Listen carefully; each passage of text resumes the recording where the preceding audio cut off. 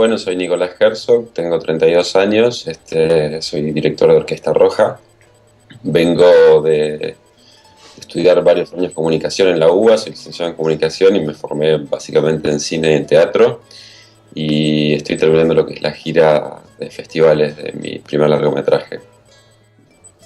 Indudablemente el haber vivido muchos años en Concordia fue como determinante a la hora de decidir encararlo como una película, indudablemente. Por mi cercanía con la ciudad, porque hacía ya varios años que me había ido de Concordia y necesitaba como retornar y filmar en la ciudad. Hay todo un costado que tiene que ver con lo personal y con lo emocional y afectivo que es indudable, ¿no? Básicamente toda esa puesta en escena de Radio 10 y de Crónica se me hizo como muy evidente. Me acuerdo que en ese momento, no sé por qué, pero siempre automáticamente, no sé si lo había leído hacía muy poco, había escuchado La Guerra de los Mundos de Wells hacía pocas semanas. La cuestión es que automáticamente me remitió a lo que había sucedido allá en octubre del 38. Indudablemente estaba como muy en el momento analizando los medios, estudiando mucho la puesta en escena mediática y la construcción de la noticia. Supongo que tenía que ver con mis primeros años en la carrera y en comunicación, y estaba como muy alerta a todo eso. Entonces, a partir de ese momento fue como que durante varios años, me acuerdo que siempre reincidía con el tema, siempre escribía algo, o lo traía a colación en algún momento, o lo pensaba como una posible serie de televisión. Me dio vuelta muchos años en la cabeza, hasta que tuve la oportunidad de conocer a Lima, a Chelo, unos 4 o 5 años después.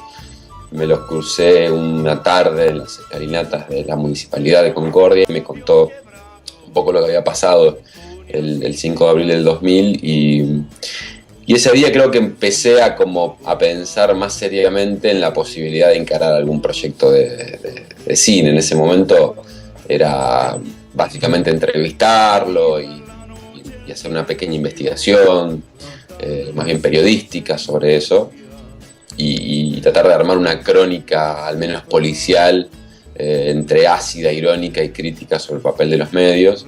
Y ahí ya me instalé en Concordia un tiempo a investigar, y en Entre Ríos en general, y hice una investigación acá en Buenos Aires también, siempre poniendo la lupa en la construcción de la noticia, en la manipulación y pensado siempre como una operación de prensa, siempre pensando desde el punto de vista de lo mediático. Y por otro lado me pareció sumamente interesante también contar un poco la parábola, ¿no?, de estos militantes, como este camino del héroe que hacen en sus vidas, ¿no? Comenzando como líderes piqueteros de la región, llevando adelante una de las acciones más legitimadas, por decirlo de alguna manera, a mediados de los 90, que era el corte de ruta con metodología de la acción, y llegar a 3 años después, en un tiempo tan corto, a protagonizar esa parodia mediática que había sido tan deslegitimada, ¿no?, por los medios, la opinión pública, la sociedad, y tan condenada. Así que me interesaba un poco todo ese proceso, ¿no?, que había pasado en esos 3 años, y descubrí en realidad que lo que más me interesaba de contar era la relación que habían tenido con los medios de comunicación, ¿no? Cómo los medios en los 90 se transforman, ¿no?, en ese representante de legitimidad social y política que el sector y la cúpula política había dejado de tener. Se ocupan ese lugar, y en algún punto la relación que ellos empiezan a tener con los medios es tan fuerte que termina como transformando sus propios medios, ¿no? Ellos lo utilizan como una herramienta por un lado, pero son fagocitados al mismo tiempo. Entonces, esa relación de utilización y fagocitación es lo que me interesaba como puntualmente trabajar en la película, y es el tema central de Orquesta Roja.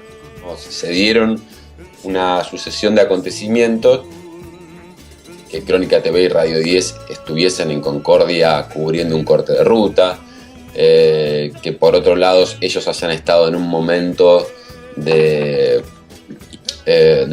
falta de representación social ya en ese momento, luego de varios años de operaciones mediáticas que le habían hecho en contra, de la necesidad de reinstalarse políticamente y de hacerlo de una manera que pueda generar un revuelo, digamos, importante, y no llamarlo y decirle, bueno, mirá, te voy a mostrar que la ciudad es la más pobre del país, y vemos a los chicos que están comiendo basura en el basural del silencio. Y había como una necesidad de generar una explosión.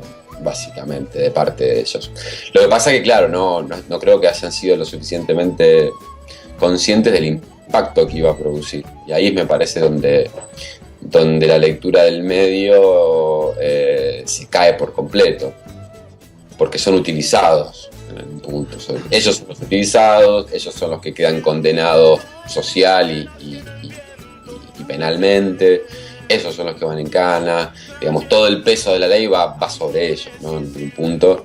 Y eso es lo que me parece también interesante destacar en la película, ¿no? O sea, reivindicar parte de su acción y por un lado poner evidencia que se había hecho como un disparo contra el más débil, ¿no? Como siempre sucede en la mayoría de los casos. Y por otro lado, me parecía importante que 10 años después la película también sea protagonista, ¿no? El hecho del dispositivo, de nuevamente ellos contar con la oportunidad de tener un medio, en este caso un documental o el lenguaje cinematográfico, para nuevamente evidenciar una puesta en escena. Me parecía también importante marcarlo y dejarlo como presente en la propia diégesis, digamos, de la película, ¿no? Para nosotros también es importante, ¿no?, entre comillas, sobre su voz, esta película también cambió otra vez y tenemos la posibilidad de concluir en algún punto lo que empezamos hace 10 años, que no tuvimos la oportunidad de hacerlo porque no tuvimos los medios, ¿no? Entonces ahí también como hay una responsabilidad y de nuestra y una decisión de darles un poco la voz y permitirles como contar por primera vez una historia que nunca había sido contada. Son conscientes que tuvieron muy poco tiempo como para decidirlo. Los móviles llegaron a la noche y ellos a la mañana del otro día estaban con capuchas y los revólveres que encontraron en el lugar más parecido a unas ruinas que se asemejaba al monte entrerriano. Era como armar una puesta en escena de una forma muy, muy aventurada y muy rápida, ¿no? Salir a buscar locaciones a la madrugada y, bueno, una cosa digna de una película, ¿no? De un policial argentino. Sale muy bien la gente de ver la película, sale muy conforme con la película por un lado, yo siempre lo digo, hay como una especie de purga por parte de la sociedad, ¿no? Como si, bueno, por fin esta historia se empezó a cerrar, o alguien vino a darle un marco de totalidad, más allá de que sea subjetivo y personal.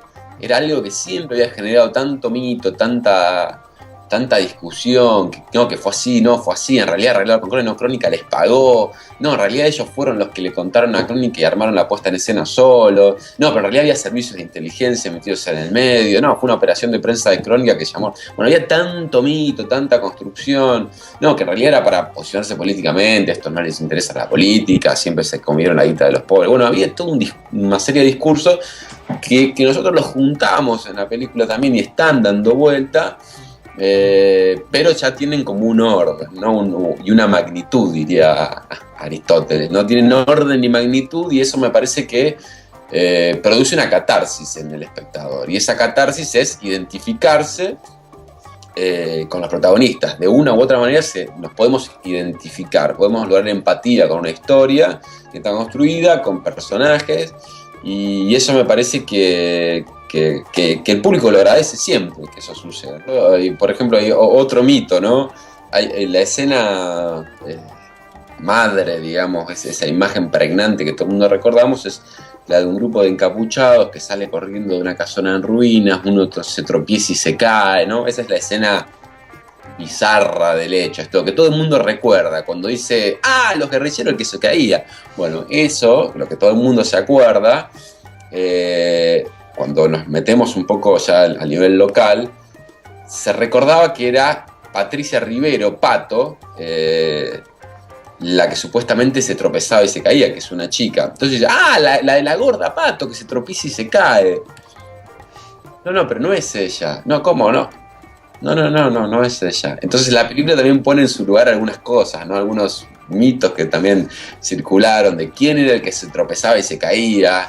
Todo el mundo empezó a hablar de que era ella. Yo mismo pensaba que también era ella. Cuando uno ve las imágenes, no es ella.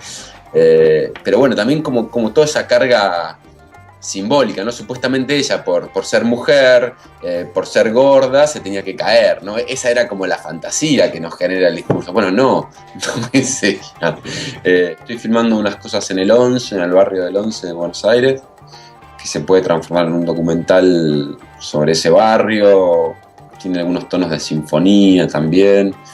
Me interesa un poco esa lucha territorial, espacial que existe en el barrio del 11 y cómo funciona lo mercantil, y también un poco lo que ha pasado desde el lugar de las transformaciones que ha sufrido la ciudad y el representarlo en ese barrio. Hay una historia de turcos judíos en ese barrio que me interesa también rescatar, pero bueno, son como apuntes filmados, iniciándose una investigación con respecto a eso. Estamos con la distribución de un documental que se llama El retrato postergado, sobre Haroldo Conti, sobre la relación que tiene Andrés Cuervo, que es el director, con un material que su padre, que era amigo de Conti, dejó antes de morir en los años 70 y que él recupera y termina como haciendo esa película que había empezado su padre. Muy interesante. Estamos estrenando el 7 de julio, que con mi productora estamos como distribuidores. Estamos con el próximo lanzamiento del DVD de Orquesta Roja, para, calculo, mediados de agosto, y el lanzamiento en televisión digital, en Inca TV, para el 14 de julio. Si no me equivoco, sí, la segunda mitad de julio va a estar dando vueltas por la tele la peli.